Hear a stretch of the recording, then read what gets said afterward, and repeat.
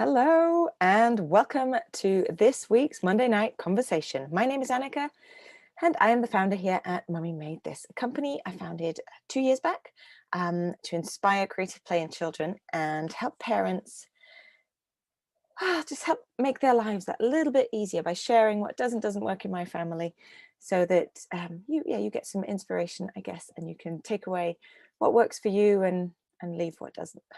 Today, I want to talk to you about entertaining the kids while you're out and about and traveling, as I am sure now most of the UK and Scotland and Wales and Ireland presumably as well are all on holiday. So summer holidays have started. Most families have obviously their own go-to solutions for how to entertain their kids while they are out and about and traveling. And I've found there are different things that work for our family in different scenarios. So I've listed the top three scenarios, I guess, that we find we need quick entertainment and some ideas for what we do in those different instances. So the first one is when we travel by car. The second one is when we travel by plane, and the third one is when we are out and about and either stop over in service stations, or we're at family gatherings, or in a pub maybe, or in a restaurant, and things to entertain the kids there. So first of all, traveling by car. All of my children get travel sick, certainly when they're in the car. So that means watching an iPad or reading a book or anything like that is completely out of the question. So therefore, over the years, we've had to come up with different things to do instead. And the one thing that works wonders, as it did for me when I was a little girl, is audiobooks. Last year, we all listened to the audiobooks together over the car phone like speakers. But this year, I think the interests of my 9-year-old compared to the interests of the 3 and 5-year-old will be very different. So I think we will have to. Oh, excuse me. Yeah. It's getting late. So we will have to resort to different audiobooks for them. So what I'm planning to do is get them both, as in get my oldest and the two younger ones, to have a flick through the shortlist I've made for them, and then download what they find interesting onto their tablets so that they can listen to them with their headphones in the back of the car. The risk, I guess, with that is, especially for the younger ones, I found last year it was really helpful to be able to all listen to it together, because when there were scary bits, we could either fast forward or we could pause it and talk about it. So I think I'll have to keep a bit of an eye on the little ones to make sure the books that they're listening to aren't too scary, or they aren't too sort of sucked into the storytelling. So I've had a look at what's out there at the moment, and I found the following are my top 10 audiobooks that I will be downloading for my children, or certainly a selection. I will get them to have a look. They are inspired by obviously what's trending at the minute anyway for children between 3 and 9, 10. But they're also influenced by what my kids' school is doing at the moment. So they are very much hot on reading for pleasure, and over the summer they have given each class an author to get started with, and then to take a deeper dive into next year, so after the summer. So I'm definitely going to include some of those books for my children. So age 7 to 9, let's start with those first of all. Diary of a Wimpy Kid, Jeff Kinney. My son absolutely loves them. I think he's got most of the books, and he's read, I would say, all of them probably 2 or 3 times. He loves going back over them. I think he thinks they're very funny. So Diary of a Wimpy Kid as an audiobook, I'm going to have a look and see if I can get hold of a couple of those, because I think that will go down a treat for him. Then the next one, David Walliams, obviously Williams, I think you say. Very popular, things like The World's Worst Pets or Gangster Granny. My Josh, he's not been that bothered by David Williams, but I know obviously he's very, very popular author, so I've included him on my list. Third one is Roald Dahl. I absolutely loved Roald Dahl as a child, from things like Matilda and Witches, and I remember the audiobook for George's Marvelous Medicine. Absolutely hilarious, wonderful sound effects. I'm definitely going to download one of those for either just for Josh, or maybe even for for all three of them for us to listen together in the car. J.K. Rowling, I know, is another really popular one with children. Harry Potter, and then I saw recently on the Audiobooks website the Ichabod, all about a monster, I think it was, and a kingdom that had to be saved. So that's an interesting one, maybe that we could download and have a listen into. Cressida Cowell, How to Train Your Dragon, another really popular one. Josh, again, he's all right with that, but wasn't too fussed. And then the one that is new to me and that I really want to include this year is Marjorie Blackman, Noughts and Crosses, or Hacker, or that whole series, the black and white series that Noughts and Crosses is in. Sounds like it's an absolutely awesome series, gets amazing reviews, all about growing up as either a black or a white female and male, and how that how they cope, how they figure out diversity and discrimination and treating each other fairly, and then the conflicts that they face. So yeah, I think that could be a really, really good one for Josh to have a look at. Then age 3 to 6, so for my younger ones, Enid Blyton is top of the list for me. There, I absolutely loved Enid Blyton as a child, and my kids, they love The Magic Faraway Tree, The Wishing Chair. All of those stories, I think, are suitable for the younger ones. It's the Famous Five. Maybe that would be one for Josh, but yeah, I think he's got enough to pick from already. Then the Peter Rabbit series, that one's inspired by the primary school, encouraging Isla's class to look at Potter as an author in more detail. So I'm going to select a few of the Peter Rabbit books for her to listen to get a feel for the author and the stories and how they're told. Yeah, and then I know that Rupert certainly loves all the Julia Donaldson books, whether it's Zog, The Snail and the Whale, The Ladybird Did Next, all those things. He absolutely loves. So I think there'll definitely be a few of those on that list as well. And then the final one here is Black Beauty, or the Lion, the Witch, and the Wardrobe by C.S. Lewis. Again, Black Beauty, I remember as a child reading that and having that as an audiobook, and I absolutely loved it. I think I'll look into that a little bit more and see if I add it to my list. But yeah, those are my, it's more than top 10, I guess, but my range of books that jumped out at me as ones to download or certainly suggest to the children, and get a selection for them to pick from as we travel through the country this summer. As I said, I've said all of that already. So the next one that we do in the car is we play games. So often we do the games first, and then when everybody wants to just chill, they listen to their audiobooks, or we listen to them together in the past. And the standard games, I guess, that we play, I Spy. My kids love I Spy.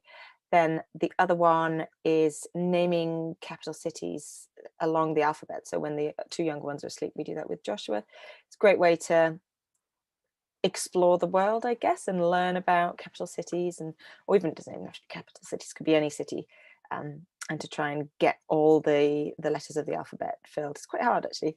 So yeah, keeps us busy. Then there's a rhyming game that we were introduced to by a friend. One person selects a letter, and then you have to find rhyming words, again, throughout the alphabet. It doesn't have to be in order, but just rhyming words until you can't find any more. And then the person that is stuck, he has to then select a new letter.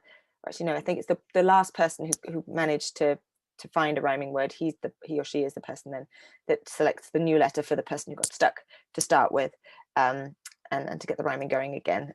And then you go through as many letters in the alphabet that you can. Doesn't have to be in order, but it just has to be a new word every time that you rhyme with the previous word. And you've got to keep an eye out for, or an ear out for, repetitions, especially if you've been playing it for a while. And then a standard one that we often do is, what will you pack in your suitcase? And then everybody, I think you start with 3 items, and then the next person has to say those 3 items and add one, and the next person says those 4 items and add ones, and you go over and over and over until you can't remember them anymore, and you have a fit of giggles. That's the idea. On a more general note, we tend to set off really, really early in the morning so that our children are really like either half asleep or just dozing, and we try to transfer them into the car without waking them, strap them in, put a blanket on them, and then we set off. So yeah, really, really early in the morning, so that we've done 2 or 3 hours of driving before they properly wake up and need to be entertained. And at that point, often they're hungry and we're hungry too, and we stop off for a breakfast or a late brunchy breakfast. And then the idea is that once we all get back in the car and we've had a bit of a run around and a bit more games and playing, then there's only another hour, maybe 2 hours left on our journey, so that the time you need to entertain them is minimal. And I guess you could do it the other way around as well, and set off late so they go to sleep.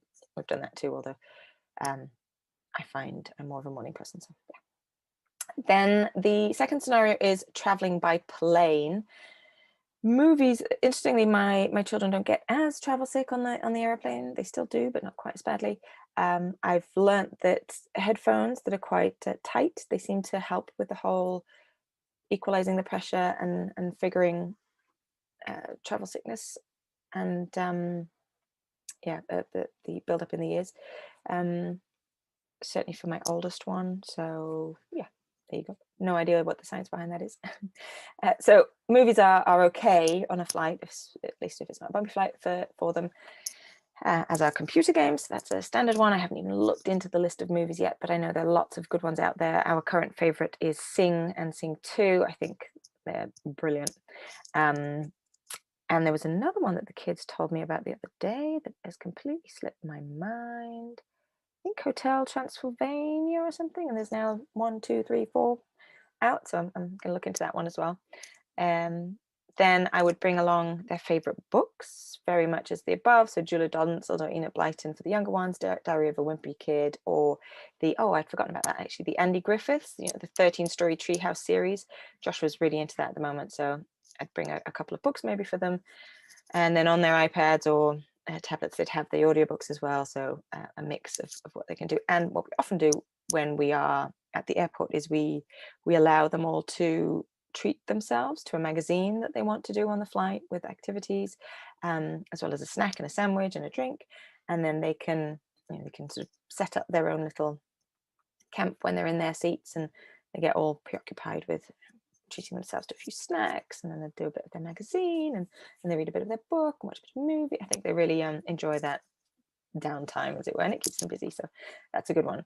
I also might bring, and I often do in my own rucksack, like Double, here we go, Double or Uno. They have them now, or they've had them for a long time, for the younger children, with animals on them, so they don't have to recognize the numbers if they're not that old yet. So they can still match the cards and play a simpler version of Uno. So I'd bring a couple of games like that. They love Guess Who at the minute. Do you remember that? Where you have one side, and they have travel versions, mini versions at WH Smith at the minute, where you have one side of lots of faces and names, and then the other person has them too. And then you've selected one that the other person has to guess, and they have to ask you questions. I think it's yes, no questions. Is it a man? Is it a woman? Do they have glasses? Do they have earrings? Whatever. And if every time it's no, you flick them down and you narrow down who the person might be at the end. So yeah, the kids love playing that with each other or with me. Let's see, what else? Coloring in sheets and pens. IKEA last year did these awesome little suitcasey type things where they have like a board on the front that they can actually put their paper on and draw, and then on the inside it's really wonderful because you have space full of pens, the paper, sharpeners, that kind of stuff, so the kids can carry their own little art station, as it were, onto anywhere they're going, whether it's I take that along to pubs or family events that we go to as well, for them to entertain themselves. But when I fly with them, especially when I'm flying on my own, they all have their own rucksack, and at the back of that rucksack, this art station, for want of a better word, will fit in, and they pack in their rucksacks a few toys that they want, the books, as I say, their iPads and headphones, the art stuff, a couple of games that they want, and sometimes if it's an overnight flight or if it's a really late flight, there'd be a change of clothes in there as well, especially for the younger ones. Some snacks, and then they each have their own stuff to carry with them, but also then to have under their seats in front of them on the flight so they can access them. And I've learned the hard way that otherwise, if I all have it in my rucksack, or if they put them in the overhead lockers, then it says, "Mom, I need this. Mom, oh, I've forgotten, Mom." And you're up and down like yo all flight long. So yeah, if you can manage to pack them such that they fit in front of their seat, that's makes life a whole lot easier. What else was I going to say? Oh, the other game, I don't know if you still remember, is Mastermind. A game I used to play with my siblings, and there's one side of it has a little thing that's like a cover, and you in that you put little beads with different colors, and then the other person has to guess through a process of elimination what exactly your sequence of colors and beads are. Yeah, great game. And I certainly remember hours and hours of fun with that with my brother and sister. What else have I got? Oh, in my bag when we're flying, because I have a rucksack as well, obviously, for any additional things, my own magazine if I'm lucky, but any additional things like obviously all the security stuff, passports, that kind of stuff. But I will have in there travel sickness tablets always, just in case, and boiled sweets or gummy bears if when the kids are a little bit younger, so that when we land, if their ears get really, really painful, they have something to suck and chew on, or even just distract them, to be fair. So yeah, that is what I do when I'm flying with my kids, either with my husband or even when I'm flying on my own with the children. The final scenario where I feel like I need entertainment for the children is in a restaurant, a pub, service station, or at a family gathering. So when we stop over anywhere, or when we're out and about meeting family, or even at nanny's house or anybody's house, I will bring my own bag with a whole range of the things I've just talked about, whether it's like Uno and Double go pretty much everywhere we go, then a filtered down version of some paper and some pens for the kids, for me to be able to whip out for them to do. And I know that there are wonderful, there's some wonderful travel activity books and magazines at places like WH Smith. I love browsing them and picking something for different ages, different interests, and I would sometimes pick one of those for each of the children for them to have throughout the summer holidays and work through. Sometimes they have some really good ones that build in learning, like for school, just to keep that going in their minds, or just, I don't know, yeah, just fun activities, guessing, coloring in, whatever it is. Yeah, some good things that are obviously already out there, and I might have some of those in my handbag when we are out and about. Obviously, I must not forget to mention the doodle cloth, our colouring in sheet on 100% cotton that the children can colour in with our special washable pens. I have that with me now, and yeah, it's really, really varied, intricate design, so the kids love colouring that in. So that's always a winner. And what else do I have? Oh, I will make sure I will add all of these resources onto links to them onto my blog that will be out on Wednesday evening. The other person I just want to very quickly mention that I think is an amazing person to look at in terms of ideas for things to do with kids. So this is the 5-Minute Mum, and she's recently brought out a book called On the Go that specifically lists hundreds and hundreds of ideas and games to do with kids when you're out and about. And then I also love the Usborne, is that how you say it, series, 100 Things for Little Children to Do on a Journey, but they've got a whole variety. And I think that's where these cards came from as well, that I often take with me. So for example, jumbled jigsaw, read the other side of this card to find out what to do, and then they get activity cards that they can then play with and do in a pub, in a restaurant, on the flight with you, wherever you are, really.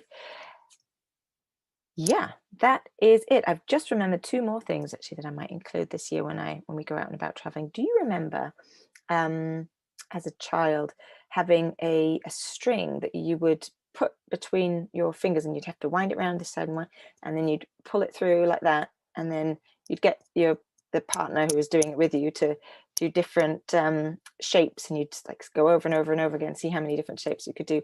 I recently was on a school trip with my oldest, and one of the girls there said, "Oh, bet you don't know what this is." And I thought, oh my goodness, this is what I used to play with my sister. So it sounds like it's out there again for the next generation.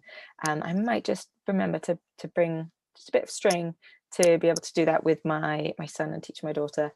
And then the other one, do you remember that game where you hold your hands against each other so that your fingertips and the other person's fingertips touch? And then the aim of the game is to slap the other person quickly before they can pull it away. And if they pull away quickly enough before the other person gets slapped, and then you swap over. But every time you do get slapped, then it's still that person's turn until they miss, basically. I remember hours of fun as a kid doing that as well. And we recently, when we were out and about in a pub beer garden, my husband played that with Josh, and they were in fits of giggles for a lot of the time. So yeah, lots and lots and lots of different ideas there. I will do my best to list them all in a comprehensive blog post for Wednesday, along with any links that I've to resources that specific resources I've mentioned. I hope you have a wonderful rest of your week. That's all from me today. Let's see what else. Oh yes, let me know any comments. You can send me an email at annika@mummymadethis.co.uk as usual, or you can respond to me on Instagram or Facebook at mummymadethis. If you've missed any past videos, would like to take a look, you can go to my YouTube channel at mummymadethis, or you can get the notifications at the Monday night mailing list, and you sign up for that if you go to www.mummymadethis.co.uk/Monday night. And equally, if you want to just go to the general mailing list to get the blog post rather than the video link, you would sign up at www.mummymadethis.co.uk/mailing list. I'd love to hear your thoughts. And yeah, in the meantime, though, I wish you a wonderful rest of your week. I hope the summer holidays aren't proving too challenging just yet. It's still only the beginning where we are. Next week, I want to talk to you a little bit more about more activities to do with your kids. I know last week, I think it was, we talked about specific activities to do with your kids. And next week, I want to talk about things that they can do, whether it's journaling, interviewing grandparents, keeping fit, all sorts of wonderful ideas to keep them busy and keep them out of trouble. Anyway, hope you have a wonderful rest of your week, and I will see you next week from 8 o'clock at my YouTube channel. Bye.